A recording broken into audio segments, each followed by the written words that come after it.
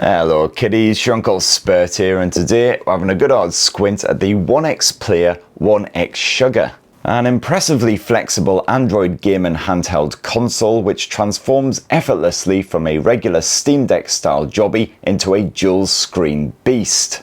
Now OneXPlayer kindly sent me this prototype model of the OneXSugar to have a proper fondle with.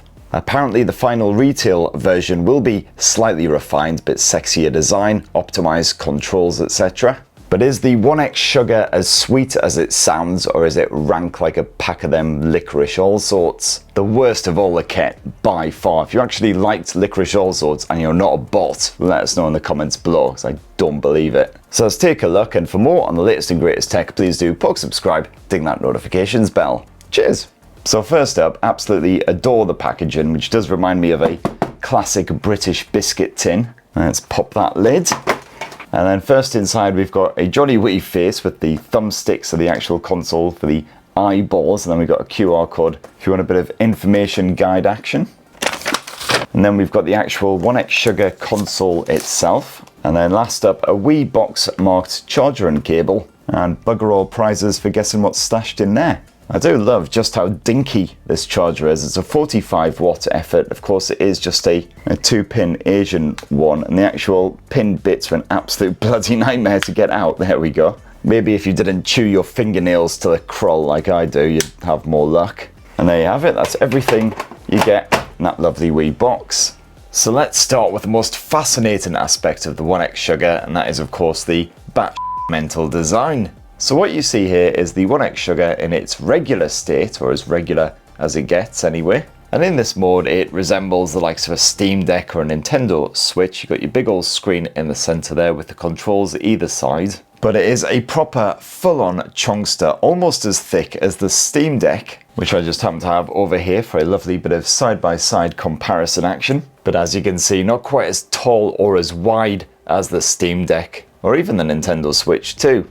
It is a shame that it is so thick, otherwise it would be pleasingly portable compared with most other handhelds. But then of course the whole reason it's so chunky is because you've got that second panel secreted around back. And this is where things get really hot in the panel region, because you can flick that second screen up at any point. In the settings you can enable or disable this second screen and use it completely separately to the primary screen, running 2 apps at once if you really want to.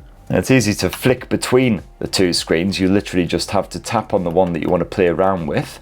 And in this mode you can also flip the controllers so they're actually slapped on the side of the smaller screen, and then flip it around, and as you can see there, you've now got yourself a Nintendo DS style setup. And this here D-pad, it's actually just a magnetic stick-on cross thing which you can then flip over to the other side if you want. And of course in regular console mode you've got your dual thumbsticks, you've got 2 sets of face buttons, you've got all the little shortcut buttons, including one to load up the OneXSugar console, more on that later. And if you have a squint up top, you've also got trigger and shoulder buttons, L1, L2, R1, R2, and a couple of shortcut buttons, plus a volume rocker and the power button.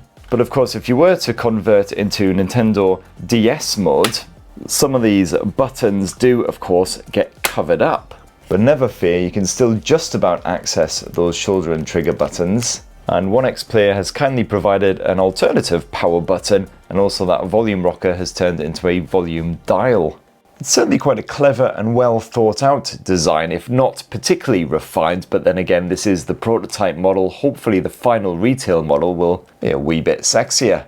And naturally, of course, because this is a gaming device, you've got the obligatory RGB shenanigans, fully customizable via that Sugar console. So for instance, you can just quickly tweak the color. You have it performing various effects. Ooh, you can scale the brightness up or down, or just knock the buggers right off. Now the main panel here on the OneXPlayer OneXSugar is a 6.01 inch OLED touchscreen with an 18:9 aspect ratio, so ideal for a bit of mobile gaming.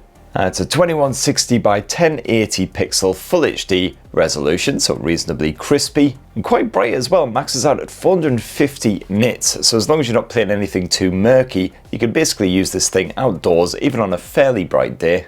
But you might want to seek some shade if you're playing something a bit more atmospheric, otherwise the glossy surface will make things rather tricky. As for that secondary dinky 3.92-inch OLED touchscreen, well, this is an almost square 8:7 aspect ratio, so obviously much better suited to playing back in the day classic bangers from the likes of the Game Boy. We got a 1240 by 1080 pixel Full HD resolution again, so supremely sharp, certainly making the most of those excellent Game Boy graphics. And you do have the likes of DC dimming on both displays. And the only slight annoyance is there's no way of tucking the big screen behind the device and just using the small screen by itself. Now the actual software running on the OneXPlayer OneXSugar console is Android, albeit a heavily modified version of Android. And it is just Android version 14 as well, not the current 15 or the fresh new 16, which is just starting to emerge. And it is early software running on here, again, because it's a prototype model. Just gives you an idea of what to expect. As you can see, you've got a handful of apps on there. My review model came preloaded with a whole bunch of emulating software. And remember, kiddies, only download ROMs if you own the original game. Otherwise, it's like nicking stuff in it. And OneXPlayer told me that their aim is to update the software on this thing regularly. In fact, at launch, they're aiming to roll out patches and updates every couple of weeks or so to sort out any bugs or issues. However, they didn't say whether Android would be getting updated from version 14 at any point. They also didn't specify how many years of support and patching you can expect. Now, that Sugar console is the quickest and easiest way of tweaking the settings here on the OneXSugar, even when you're in game. So for instance, this is how you can activate and deactivate the main and secondary screens. You can also turn on dual screen fusion mode when you're playing the likes of a DS game or a 3DS game, which actually utilizes both screens at once. Or as I showed off before, you can actually run two separate apps at once, one on each display, which could be quite handy. For instance, if you want to watch a video walkthrough as you're playing a game to get through a particularly nasty bit. You can also tweak the aspect ratio to suit whatever you're playing with a quick tap like so, from 16:9 to 3:2 and good old 4:3.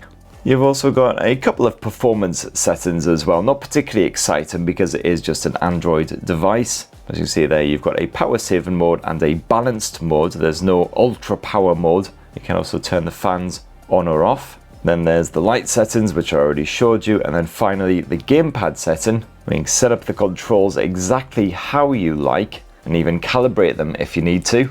And I found the physical controls here on the OneXPlayer OneXSugar worked perfectly in both my mobile games and also all of the emulated titles that I tried with absolutely zero setup required. But it's good to know that there is that control mapping on board for any titles that don't support gamepads. The Hall effect joysticks were absolutely perfect. The face button's fine as well, no sticking or anything like that. Occasionally the magnetic D-pad thing could slip a little bit if it was a particularly frantic game I was playing. But it is a neat way of getting around the fact that you can flip this thing any way you like it, basically. But the OneXSugar's shoulder buttons and triggers, not my favourite, gotta say. They feel a bit loose, not very well defined either. Obviously the flexible design has meant that OneXPlayer has been rather limited in what it could do with the shoulder and trigger buttons, but hopefully the final retail model will be at least a little bit firmer, a little bit more satisfying to use. And you got yourself a choice of 256 or 512 gigs of UFS 4.0 storage here on the OneXSugar. That is actually expandable via micro SD memory card with the slot housed on the edge of that big old panel. And the OneXSugar is powered by Qualcomm's Snapdragon 8 Gen 3. That's its flagship mobile chipset from a couple of years back. Not quite as beefy as the fresh new 8 Elite, but still plenty powerful. And that's backed by either 12 or 16 gigs of RAM, depending on which model you choose. My version is the 16 giga.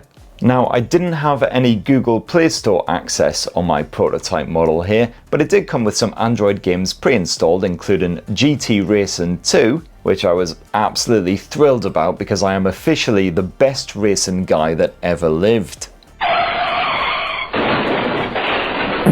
When I wasn't slamming into every wall going, the game ran beautifully smoothly. Absolutely zero stumbles or judders in that frame rate that I could see. A beautiful and unexpectedly violent experience.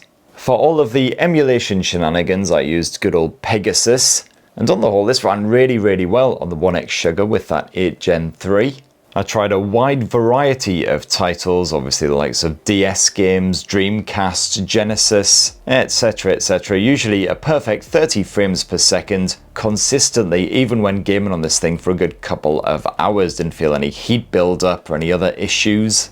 The only games I saw the OneXSugar struggle with was when it was doing a bit of 3DS emulation. I saw some judders in that frame rate with a few of those games, particularly in more complex 3D titles like Biohazard Revelations. It was still perfectly playable, thankfully, despite this jank, and in fact, most of the slowdowns seemed to happen when you were moving from one area to the next, so it wasn't really too troubling. I did try running some PS2 games on this thing as well to really test its mettle, but couldn't get those to actually work. But of course, again, this is just a prototype model anyway, so not indicative of the final retail version's performance. As for the battery tech stuffed inside of the OneXPlayer OneXSugar console, well, it's a 5600 mAh capacity cell, and I did find that this delivered roughly 7 hours of full-on emulation action from a full charge, and that is when using both screens at once. And similar sort of battery life when you're playing mobile titles and the rest as well, so certainly pretty impressive, certainly for a game and handheld. And apparently the speakers will be upgraded for the final retail model as well, but they were already pretty decent here on this prototype. You'll find the speaker grills slapped on that main display, so they're facing you whatever modes you've got this thing in. And they proper blast out that audio as well. It's supremely loud when you max out the volume. Clarity is pretty strong as well. Certainly those 8-bit bangers from back in the day sound absolutely awesome. And there you have it, my lovelies. That in a tasty wee nutshell is the OneXPlayer OneXSugar flexible handheld gaming console. Some proper smart-ass design there, the way you can flip between single and dual screen mode, particularly good if you want to play some DS or 3DS games on the go. And of course, as you'd expect from a prototype model, feels a little bit rough around the edges in places, but the final retail version will apparently be refined, spruced up, all nice and proper. You can find out more information in the video description, but it'd definitely be great to hear your thoughts on the OneXSugar down in the comments. Please do poke subscribe and ding that notifications bell for more on the latest and greatest tech, and have yourselves a really wonderful rest of the week. Cheers everyone, love you!